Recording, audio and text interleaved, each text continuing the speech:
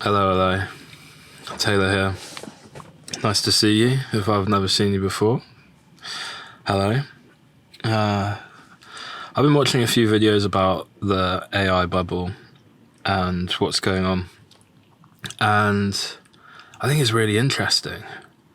There seems to be people on both sides seeing this big kind of movement of money between Nvidia, AMD, OpenAI, Microsoft. And when you look at the mechanics of it, it does seem not like a good thing. And I think what's on top of my mind as someone that is kind of at a low level, installing LLMs into businesses, is that the value's already here. I think the over-promising of this AGI thing, which I think is totally in the realms of possibility because of the ability of the LLM. Or, you get people saying LLMs aren't going to do it, but I just think that there's characteristics of AI that humans just can't compete with. Like being able to sift through data on a massive plane at an incredible speed. When we're talking about knowledge, I think that's a very big boon. I'll give you an example. I've just built a new website for a client completely using agentic coding. And for the first time ever, I thought to myself, I don't want to click a button, right? And I've done that. I've done that for many years. I've clicked the buttons and done the thing. But this time, I did a few things. I recorded my client over the course of about an hour and a half, asked him targeted questions to get a transcript. Data capture 1. I also went to multiple clients of his and filmed and shot photos. And then I also got my coding agent to go and research best practices for creating websites online. I wanted a fast website, so I made it do the research. I made it do the research on the competitors, what their copy was like, yada, yada, yada. And then when you've got that whole body of information and just give it to the agent, it can work wonders. So in that same way, I really think AGI is possible because we've got tons of information. And people saying like we've already used so much, but we generate it. We are creating the information. That's the point. I've just gone and captured it from people. And we've got 8 billion, 7 billion, 8 billion people to generate content for this machine to infer and create from. So anyway, back to the bubble stuff. So what is the bubble? Like, what does that mean? Does that mean we're spending too much money on AI? I would say, yeah, we are.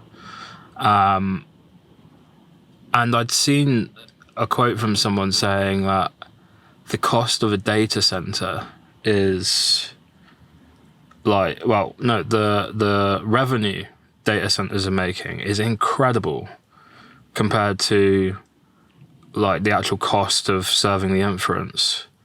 So I think that's the thing, is like there's loads of money in running inference. I'm pretty sure. But that's what I saw. And because I run local LLMs, what I'm thinking is like, I just saw the DGX Spark, the Nvidia DGX Spark. That's just come out. Just looking at the time here, 4 minutes. Yeah, the DGX Spark just came out. And what was really interesting about that, and it's something I've run into, is that so on graphics cards or on like a Mac M1, when you have a big prompt and you've got your data that you're retrieving against, that's a lot of tokens. And the big bottleneck I see is like the time it takes to load that in. So it's, before it can send a response, it's got to load that in and then it's start spitting it out. And this DGX Spark, Alex Ziskin, to go on YouTube, you can go check out his channel. He did a short where he showed the prompt processing speed, and it was basically 4x what the M4 Mac Mini could do. I think the metric was like 500, and for the prompt processing score or speed, and it went up to 2000. And there was like a 10 token uplift on the speed. It went from like 73 tokens out and 83 out of the DGX Spark comparatively to the Mac Mini. So a 10 token uplift, which is not to be sniffed at. Yeah, that's really interesting. That's kind of where the next step for people at home is, because that's the leverage that these data centers have, is that, you know, when you use a coding agent like Codex, Claude, Gemini CLI, like, you're sending so many prompts for that agent to work, plus your prompt, plus your data, and it just goes straight into the machine and comes out with a response really quickly. And again, we don't have that quite at home until the DGX Spark. So this is my bet, and I'll keep it short at this, is my bet is that the bubble will be broken as the hardware becomes more accessible at home, because we won't need to rely on these overly inflated data centers, which everyone's banking on. I think those will be, well, I don't know. I think we're still going to build data centers and they're going to be saturated, fine. But I've got a vision that, like, if I can run my own version of Claude Code at home on my own PC, I'll pay for it. I'll pay for my own server and run it off the electricity, because the cost versus API, like, I got through like $170 the other night really quickly. It was useful because I brought loads of new features to my software, yada yada.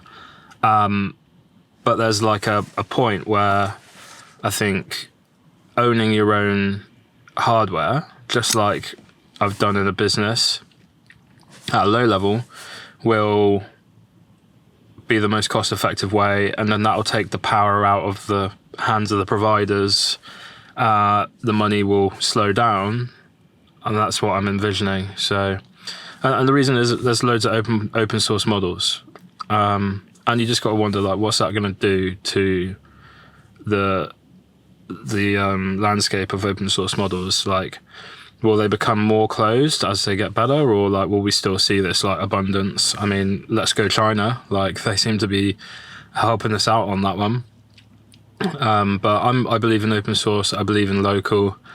And if you look at what the tools are now and how good they are, well, just think we're not long away from open source and local catching up. So, and that means agentic. That's probably the next thing on the horizon. I've tried it at home, agentic. It's slow because of prompt processing, but now I think the hardware is the bottleneck. We've probably already got models that are good enough, but it's the hardware. So let's round it off.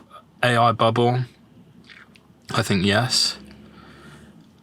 Potential of outcome, it's going to be still huge regardless, bigger than the .com.